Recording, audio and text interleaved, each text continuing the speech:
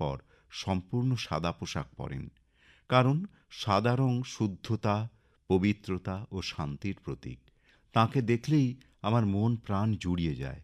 সূর্যের রশ্মি ৭টি রঙের সংমিশ্রণে সৃষ্টি। সূর্যালোক ও বৃষ্টি একসাথে হলে আমরা আকাশের বুকে রামধনু দেখি। এর মধ্যে আছে বেগুনি, নীল, আসমানি, সবুজ, হলুদ, কমলা, লাল রং, সংক্ষেপে বেনিয়া সহ কলা। বাকি সব রং মূল এই ৭টি রঙের সংমিশ্রণে তৈরি হয়। সূর্যের রশ্মিতে রং আছে বলেই তা আমাদের শরীর ও মনে প্রভাব বিস্তার করে। আমাদের চারপাশের প্রকৃতি ও পরিবেশে রঙের ছড়াছড়ি। সবুজ গাছপালা, কচি ধানগাছে ভরা ক্ষেত, লতা পাতা, ঘাস, নানা রঙের সুগন্ধি ফুল পরিবেশকে সুন্দর করে সাজিয়ে আমাদের আনন্দ দেয়, মন রাঙিয়ে তোলে। পোশাকের রং, প্রসাধনী, চুলের রং, অলংকারের রং আমাদের ব্যক্তিত্বকে প্রকাশ করে। মনোবিজ্ঞান অনুযায়ী উজ্জ্বল রং আমাদের মনোযোগ বাড়ায় এবং উজ্জীবিত করে। বিষণ্ণতা, একাকিত্ব, উত্তেজনা বা শক্তির সমস্যায় ভুগলে উজ্জ্বল রঙের পোশাক পরিধান করা ও উজ্জ্বল পরিবেশে থাকা উচিত। রঙের সাথে জুড়ে আছে আমাদের ঐতিহ্য, ইতিহাস, সংস্কৃতির নানা দিক। আমাদের প্রিয় জাতীয় পতাকা সাদা, গেরুয়া ও সবুজের সমন্বয়ে তৈরি। গেরুয়া দেশের শক্তি ও সাহসের প্রতীক, সাদা শান্তি ও সত্যের প্রতীক, সবুজ ভূমির উর্বরতা বৃদ্ধি ও মঙ্গলের প্রতীক। এগুলো ভারতের মহান আদর্শের প্রচারক। আমরা রং ভালোবাসি বলেই রঙের উৎসব হোলি আমাদের এত প্রিয়। ওই দিন প্রিয়জনকে রং দিয়ে শ্রদ্ধা, ভালোবাসা ও স্নেহ জানাই। লিখেছেন গৌতম পতি, কুলবেড়িয়া, তমলুক, পূর্ব মেদিনীপুর থেকে। সর্বেশ্বর পাল ২৯ শশীভূষণ ঘোষ লেন, মাহেশ, হুগলি থেকে লিখছেন, সমাজবদ্ধ জীবনে আমরা বাস করি, তাই সমাজের কিছু নিয়মকানুন আছে, সেগুলো না মেনে চললেই নয়। প্রথমেই আসি পরিধানের কথায়। কথায় আছে, আপরুচি খানা পররুচি পরনা। তাই অন্যের চোখে দৃষ্টিকটু হয় এমন পোশাক পরিধান করা গর্হিত কাজ। এমন ঘটনার জন্যে রঙের প্রভাব অনেক। বাড়িতে বয়স্ক মানুষেরা সাদা বা হালকা রঙের পোশাক পরবেন। শিশু বা মধ্যবয়সীরা পরবেন রঙিন পোশাক। শিশুদের স্কুলে পাঠাতে হয় স্কুল থেকে নির্দিষ্ট করা রঙের পোশাক পরিয়ে। আবার কোনো গৃহবধূর যে কোনো বয়সেই বৈধব্য প্রাপ্তি ঘটুক না কেন, তার জন্য সমাজের নিদান সাদা থান। খেলার মাঠে খেলোয়াড়দের দুপক্ষ দুই রঙের পোশাক পরে মাঠে নামলেও রেফারি বা আম্পায়ারের পোশাক হয় ভিন্ন ভিন্ন রঙের। রাস্তায় বেরোলে সবুজ রঙের নিশানায় এগিয়ে চলতে হয়, লাল রঙের সংকেতে থামতে হয়। সবশেষে রঙের মাসে রং খেলতে আমরা যে রঙে নিজেদের রাঙায়, তার প্রভাবের কথায় আসি। সস্তা বাজার থেকে কেনা রঙের প্রভাব নিদারুণ বললেও কম বলা হয়। চর্মরোগ থেকে অন্ধত্বের সম্ভাবনা তার প্রভাবে উড়িয়ে দেওয়া যায় না। তাই সবাইকে অনুরোধ করি, ভেষজ রঙে রং খেলতে। সবার রঙে রং মিশিয়ে ইতি টানলাম। লিখেছেন সর্বেশ্বর পাল, ২৯ শশীভূষণ ঘোষ লেন, মাহেশ, হুগলি থেকে। এর পরের চিঠিটি লিখেছেন ঈশানী গুপ্ত, গোশালা রোড, বাবুপাড়া, শিলিগুড়ি থেকে। রং বেরঙের বেলুনের মতোই নানা রঙের এখানকার আকাশটা আজ। কাল পরশু আবহাওয়াটা এরকম ছিল না। কি চমৎকার যে লাগছে চারিদিকটা! ক্যামেরাটা কোথায়? রং প্রকাশ করে আনন্দ, হাসি, ভালোবাসা, স্নেহ এবং জীবনের যাবতীয় চিন্তার ধনাত্মক রূপ। রং আনে প্রশান্তি, সুখানুভূতি, মাধুর্য এবং জীবনের সমস্ত উৎসাহ। এত রামধনু রং চারদিকে, অথচ ওই ধূসর পাঁশুটে জন্তুটা খুঁজে নিয়েছে ওর বেঁচে থাকার কৌশল একই রঙের এক বন্য ক্যানভাসে। আসবে কি ছবিটা? আবার আহামরি রঙের শ্বেতভল্লুকটাও বরফাচ্ছাদিত প্রান্তরে আত্মরক্ষা করছে প্রাকৃতিক এক অসামান্য ঢঙে।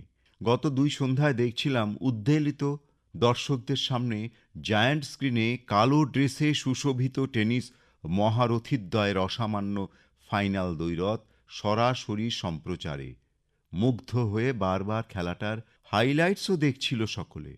অনুপ্রাণিত আমরা কালো পোশাকে হাজির হয়ে পরদিন সেই টিভিতেই দেখলাম সম্পূর্ণ সাদা কস্টিউমে সজ্জিত নায়ক নায়িকার অপরূপ রসায়ন পর্দা জুড়ে।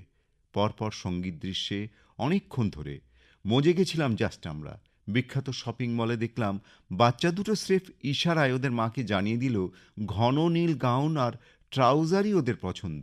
সেখানেই বড় মেয়েটি একজোড়া অসম্ভব সুন্দর সাদা রঙের হাই হিল দুহাতে জড়িয়ে ধরেছিল। গাছের পর গাছ ঘিরে বারান্দার সামনে এখন হলুদ, হালকা সবুজ আর খয়েরি রঙের প্রজাপতি উঠছে একটু আগে থেকে। জীবন কি সুন্দর! ক্লিক ক্লিক দুটো কোর্টে ছোটরা বড়রা টেনিস খেলছে আজ অনেকক্ষণ। ওদের প্রায় সবারই পরনে কালো পোশাক। এসব দৃশ্য তো হলো, আর ভ্রমণ শেষে আজকের এই চলে যাওয়ার দিনে গায়ে জড়িয়ে নেব উজ্জ্বল লাল রঙের পোশাকি আবরণটা। মন খারাপটা অনেকটাই কমে যাবে এতে, মনে হচ্ছে আমার। লিখেছেন ঈশানী গুপ্ত, গোশালা রোড, বাবুপাড়া, শিলিগুড়ি থেকে।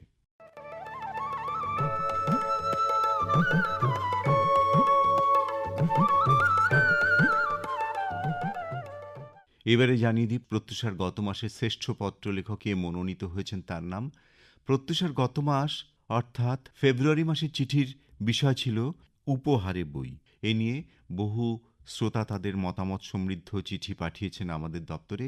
তার মধ্যে শ্রেষ্ঠ পত্রলেখক মনোনীত হয়েছেন ইলা চক্রবর্তী, ময়নাগুড়ি, জলপাইগুড়ি থেকে। ইলা দেবী, আপনাকে আগামীকাল অর্থাৎ 6 মার্চ বেলা 12টার মধ্যে আকাশবাণী শিলিগুড়ি কেন্দ্রে উপস্থিত থাকতে অনুরোধ করা হচ্ছে আলাপচারিতার জন্যে। প্রত্যুষার ফেব্রুয়ারি মাসের শ্রেষ্ঠ পত্র লেখিকা ইলা চক্রবর্তী, ময়নাগুড়ি, জলপাইগুড়ি থেকে।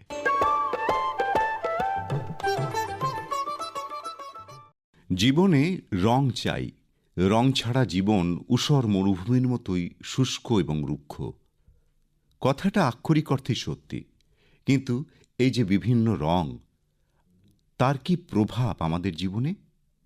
মনোবিদরা বলেন কারো রং মুগ্ধতা, তার চরিত্রের আভাস দেয়। রঙের যে কি মাহাত্ম্য, যার রং আছে সেই বোঝে।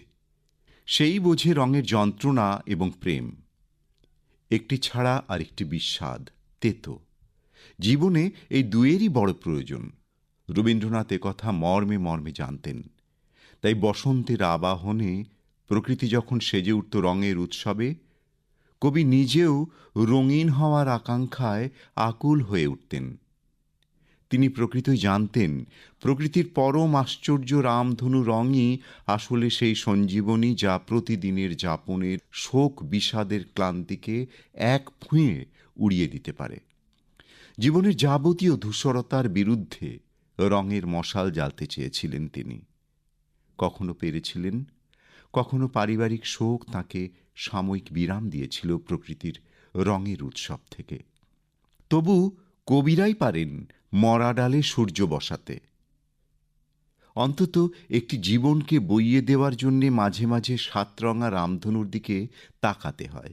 যেমন রবি ঠাকুর চেয়েছিলেন, যেমন শ্রীকৃষ্ণ তো শ্রী রাধিকাকে এমন রং মাখালেন, 1000 বছর পরেও সেই রং বাঙালির হৃদয় থেকে মুছল না। যে কোনো রঙের প্রাথমিক শর্ত হল তা যেন আমাদের প্রতিদিনের পরিচিত জীবনের অনুষঙ্গের সঙ্গে সামঞ্জস্য রাখে। আমাদের ছোট ছোট সুখ দুঃখ, প্রেম অপ্রেমের সঙ্গে যেন আমরা দৃশ্যমান সেই সব রঙকে মেলাতে পারি। তবেই সেই রং হয়ে উঠবে আমাদের জীবনের সমাত্রিক রোদ বৃষ্টির মতোই সহজ, স্বাভাবিক। যে রং আমাদের সত্তাকে আলোকিত করবে, স্বার্থকে নয়। আপনি কি ভাবছেন? লিখে ফেলুন আপনার ভাবনা, অবশ্যই 200 শব্দের মধ্যে। পাঠিয়ে দিন প্রত্যুষা দপ্তরে। মার্চ মাস জুড়ে লিখুন এই বিষয়ে, জীবনে রঙের প্রভাব। ঠিকানা তো আপনাদের জানাই আছে, তবুও আরও একবার বলে দিই, protyusha@gmail.com। এছাড়াও সাধারণ ডাকযোগেও আপনি আপনার পত্র পাঠাতে পারেন। প্রত্যুষার মার্চ মাসের চিঠির বিষয়, জীবনে রঙের প্রভাব।